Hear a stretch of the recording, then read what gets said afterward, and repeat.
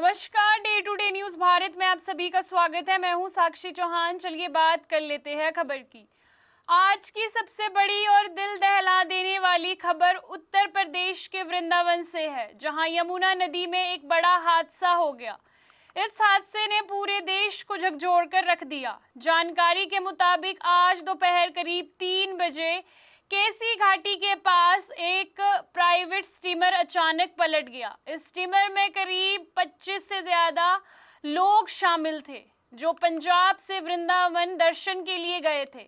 हादसे में अब तक 10 लोगों की मौत की पुष्टि हुई है, जबकि 3 से 5 अभी भी लापता बताए जा रहे हैं। करीब 12 से ज्यादा लोगों को सुरक्षित बाहर निकाला गया है, लेकिन हालात बहुत गंभीर बताए जा रहे हैं। प्रत्यक्षदर्शी और बचकर निकले लोगों ने बताया कि हादसे के समय तेज हवा चल रही थी।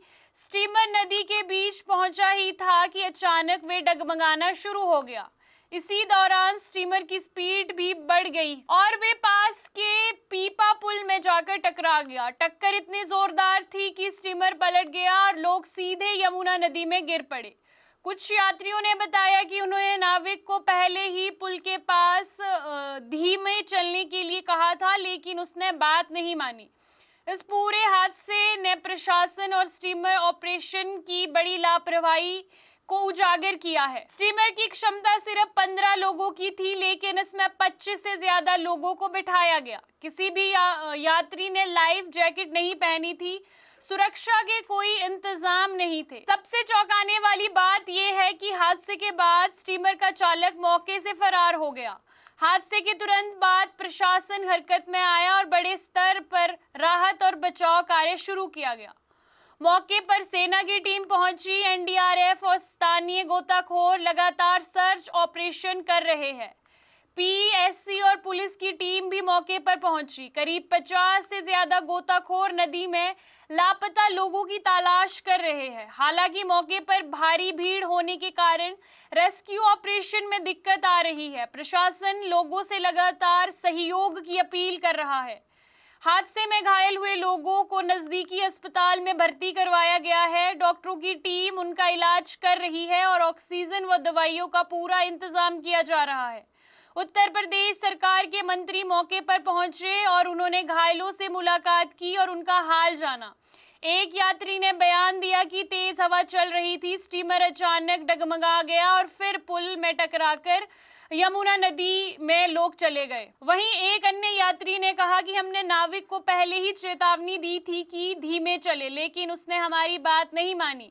उत्तर प्रदेश के मुख्यमंत्री योगी आदित्यनाथ ने इस हादसे पर गहरा दुख जताया है। उन्होंने अधिकारियों को तुरंत राहत और बचाव कार्य तेज करने के निर्देश दिए हैं और घायलों के बेहतर इलाज की बात की है। इस हादसे के बाद कई सवाल खड़े हो चुके हैं। क्षमता से ज्यादा लोगों को स्टीमर में क्यों बिठाया गया? सुरक्षा के नियमों का पालन क्यों नहीं किया गया?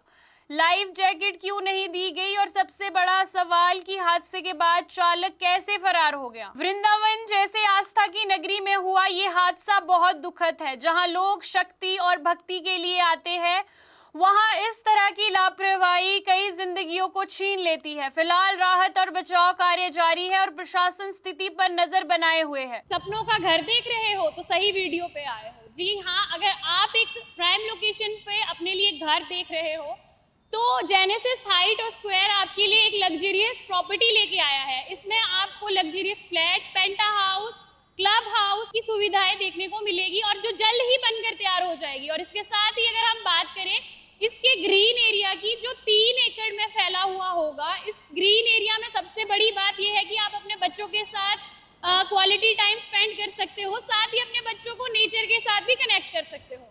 आपको बता दें कि day to day news Bharat निष्पक्ष तरीके से पत्रकारिता करता है। हमारा कोई भी रिपोर्टर फील्ड में किसी से कोई उपहार या विज्ञापन स्वीकार नहीं करता और ना ही किसी को ब्लैकमेल करता। हम हमेशा दबे कुचले लोगों की आवाज बनते आए हैं और आगे भी बनेंगे।